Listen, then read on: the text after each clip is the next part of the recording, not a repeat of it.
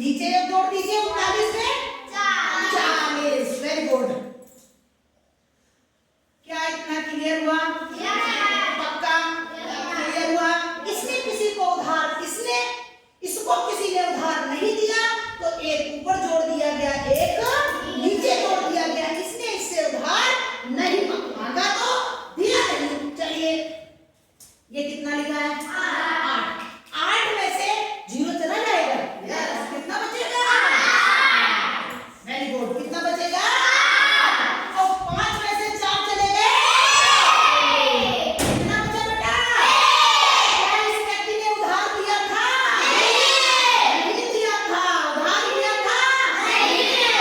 उसके बावजूद भी इसका घट गया। कोशिश करने वालों की कभी हार नहीं होती।